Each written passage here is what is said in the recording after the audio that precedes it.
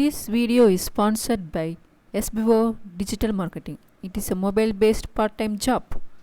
Skip பண்ணாதீங்க, பெரிய தப்பு. தினம் 300 ரூபாய் சம்பாதிக்க அரிய வாய்ப்பு. இன்ஸ்டாகிராம், ஃபேஸ்புக் பயன்படுத்த தெரிந்தால் போதும். Content post and content publishing மூலமா தினம் 300 ரூபாய் சம்பாதிக்கலாம். இந்த வேலை செய்ய 5 நிமிடம் போதும். Work training support, group communication support, all language customer live chat support, முக்கியமா சொந்தமா ஒரு பிசினஸ் ஸ்டார்ட் பண்ற அளவுக்கு உங்களால கற்றுக்கொள்ளவும் முடியும், சம்பாதிக்கவும் முடியும். இந்த வேலை வாய்ப்பு வழங்குவது 5 வருடத்திற்கு மேல ரன் ஆகிட்டு இருக்க நம்ம தமிழ்நாட்டு company school of business organisation private limited. மேலும் விவரங்களுக்கு டிஸ்கிரிப்ஷன்ல கொடுத்திருக்க நம்பருக்கு வாட்ஸ்அப் பண்ணுங்க.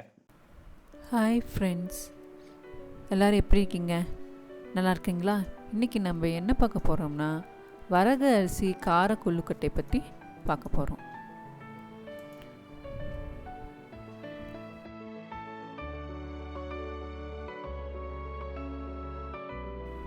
இதற்கு என்னென்ன தேவையான பொருட்கள்னு பார்க்கலாமா? அதாவது வரகரிசி 1 கப், தண்ணி 2 கப், உப்பு தேவையான அளவு, தேங்காய் துருவல் 2 டேபிள் ஸ்பூன், பச்சை மிளகாய் 1-2 நறுக்கியது, இஞ்சி 1 சிறு துண்டு, கடுகு 1/2 டீஸ்பூன், உளுத்தம்பருப்பு 1 டீஸ்பூன், கடலைப்பருப்பு 1 டீஸ்பூன், கருவேப்பிலை சில, எண்ணெய் 1 டேபிள் ஸ்பூன். இது எப்படி செய்யலான்னு பார்க்கலாமா? முதல்ல வரகரிசியை நன்றாக கழுவி 15-20 நிமிடம் ஊற வச்சிடணும். அதுக்கப்புறம் 2 கப் தண்ணீர், கொஞ்சம் உப்பு சேர்த்து சாப்பாடு எப்படி சமைப்போமோ அந்த மாதிரி சமைக்கணும். சமைச்சதுக்கப்புறம் சூடாக இருக்கும். அதை கொஞ்சம் ஆறுனதுக்கப்புறம் ஒரு கிண்ணத்தில் வச்சிடணும்.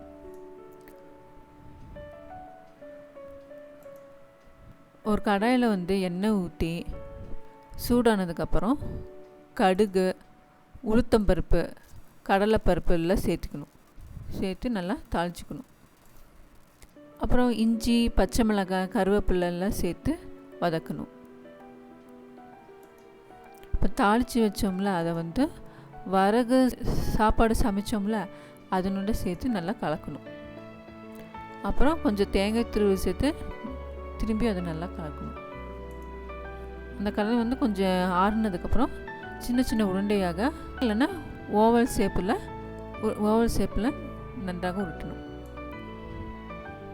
இட்லி பாத்திரத்தில் கொஞ்சம் தண்ணி ஊற்றி அதில் அந்த இட்லி தட்டில் அந்த உருண்டைகள்லாம் நம்ம பிரித்து வச்சோம்ல அந்த உருண்டையெல்லாம் 10-12 நிமிஷம் அவிச்சிடணும்.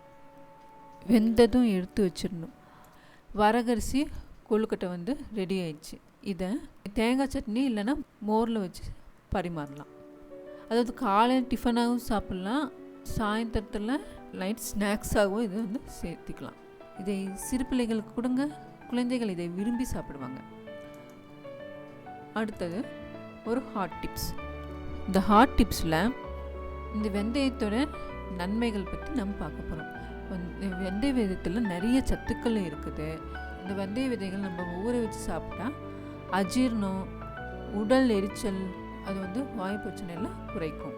அப்புறம் வெந்தய விதைகளில் கரையக்குரிய நார் சத்து அப்படின்னு சொல்லுவாங்க, அதாவது சொல்யூபிள் ஃபைபர்னு சொல்லுவாங்க. இந்த நார் சத்து இந்த வெந்தயத்தில் இருக்கிறதுனால ரத்த சக்கரை பிளட் சுகர்னு சொல்லுவாங்களே அது இன்க்ரீஸ் ஆகிறது இது கம்மிப்படுத்துதுன்னு அர்த்தம்.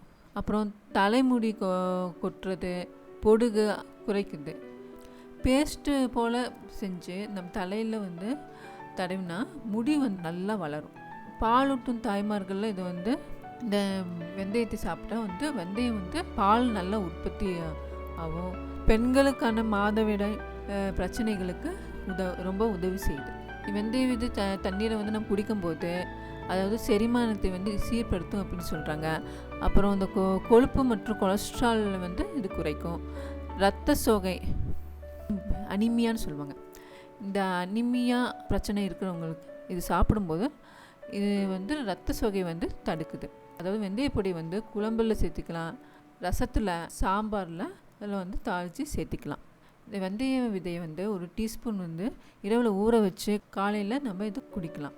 நம்ம ரொம்ப இதில் முக்கியமாக என்ன கவனிக்கணும்னா, நம்ம இந்த வெந்தய விதை வந்து அதிகப்படியாக நம்ம சாப்பிடும்போது ப்ளட் சுகர் வந்து ரொம்ப லோ ஆகிறதுக்கும் இது வந்து வாய்ப்பு இருக்கிறது. அப்புறம் வாந்தி, வயிற்று பிரச்சனை ஏற்படுறதுக்கும் இது வாய்ப்பு இருக்கிறது. ரொம்ப அதிகமாக சேர்த்தாமல் அளவாக சேர்த்திக்கணும். கர்ப்பிணி பெண்கள் மருத்துவரிடம் கேட்டு இதை வந்து சேர்த்துக்கொள்ளலாம். இது வரைக்கும் நம்ம என்ன பார்த்தோம்? வரகரிசி கார கொள்ளுக்கட்டையை பற்றி பார்த்தோம். இது எப்படி செய்கிறதுன்னு பற்றி பார்த்தோம். ஒரு ஹாட் டிப்ஸ் பார்த்தோம். அடுத்த வீடியோவில் ஒரு புதிய உணவு செயல்முறை பற்றி நாம் பார்ப்போம். இந்த வீடியோ உங்களுக்கு பிடித்திருந்தால் லைக் பண்ணுங்கள், ஷேர் பண்ணுங்கள், கமெண்ட் பண்ணுங்கள், சப்ஸ்கிரைப் பண்ணுங்கள். தேங்க்ஸ் ஃபார் வாட்சிங்.